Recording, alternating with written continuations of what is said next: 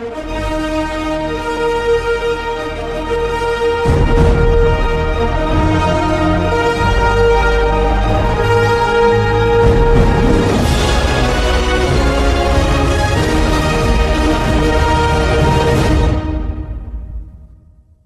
hello there. My name is Willie Lawson, and welcome to the Morning Report. About 10 years ago, somebody said something to me that stuck. She told me confidently that the LGBTQ activism was the next civil rights movement. So let me be clear.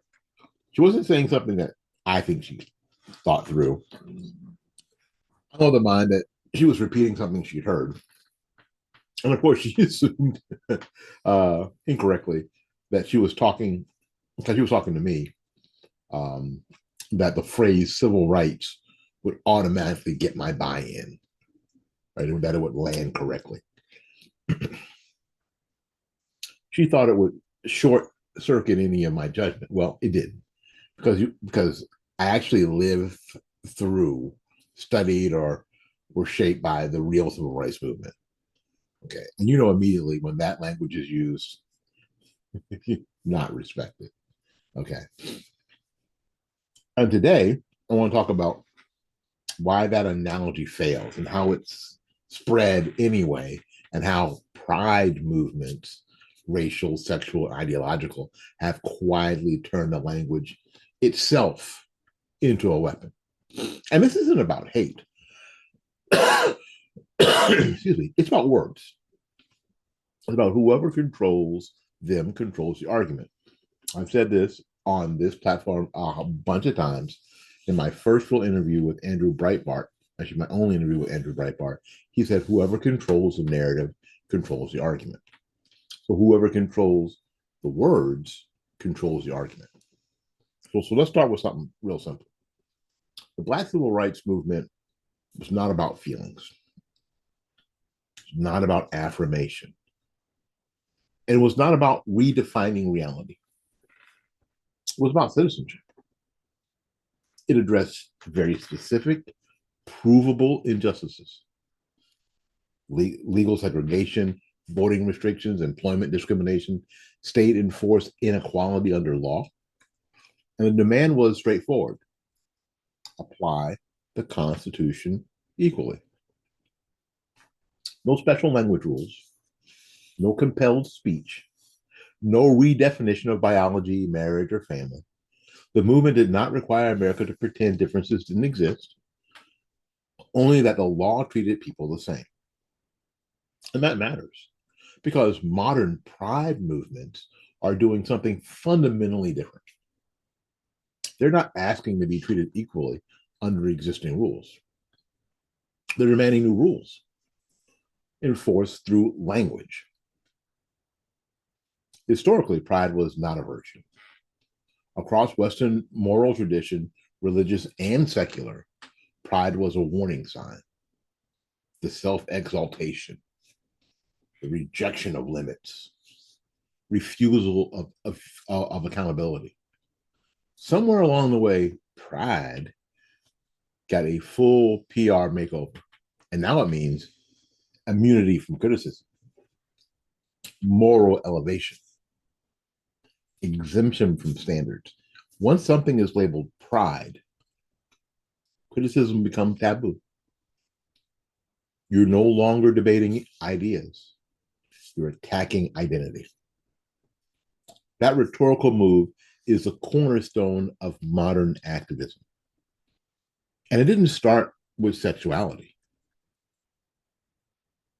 Black pride, at its best, once meant cultural excellence, family resilience, faith, education, achievement against odds. I just finished doing, you guys know, Ragtime, where I played Booker T. Washington. And in one of Booker T's speeches, he goes, "And gentlemen, no race or nation that has gotten on its feet has gotten there without struggle and persecution. And through all that, Against odds, they have gained strength. But activist Black pride evolved into something else entirely. Today, it often functions as a linguistic shield. Watch how the language gets manipulated. Crime stats become racial targeting. Educational standards become white supremacy. Cultural critique becomes violence. Behavior becomes untouchable because it's wrapped in identity. And once that happens, accountability disappears, not because standards are unfair, but because the words are doing the work of silent dissidents. That's not empowerment. That's infantilization. That's being infantilized, being made like a child. Hispanic Pride, of course, once they found a way through, followed the same path. Once it was about family and work ethic and national heritage, which was not a monolith. Now it's a single political bloc. Permanent grievance status, border enforcement reframed as hatred, illegal immigrant, undocumented, law enforcement criminalization, citizenship exclusion. Reality didn't change. The vocabulary did. And with it, public debate got softer, fuzzier, and easier to manipulate. Now, the LGBTQ activism didn't invent the model. It kind of perfected it. Here's a formula. Convert behavior into identity. 2, declare identity morally sacred. 3, redefine disagreement as harm. 4, enforce compliance through institutions. That's why speech becomes regulated, children become battlegrounds, employers become enforcers, dissent becomes dangerous. And here's the contradiction that never gets resolved. You're born this way. However, gender is fluid. You were born this way, but it's fluid. Well, so if you were born this way, then that's how you are, but then it moves. Those ideas cannot both be true, but they're deployed strategically depending on which one shuts down the opposition faster. And that's not science, it's messaging. Now, this next section is important. Color blindness used to be the goal. Now it's treated like heresy. Why? Because neutral rules destroy leverage. If you apply standards equally, there can be no special language powers, no moral exemptions, no permanent grievance economy. So words have to be redefined.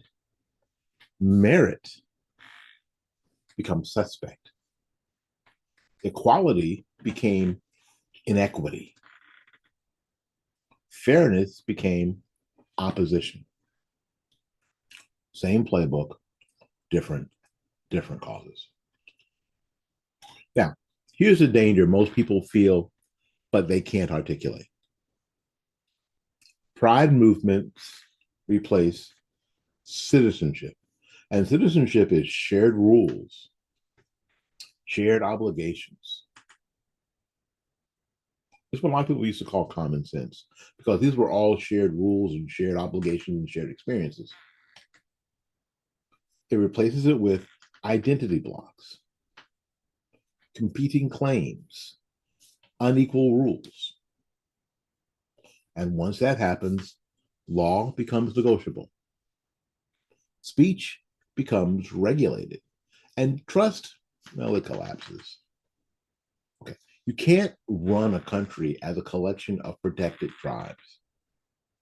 History is brutal, brutal on that point.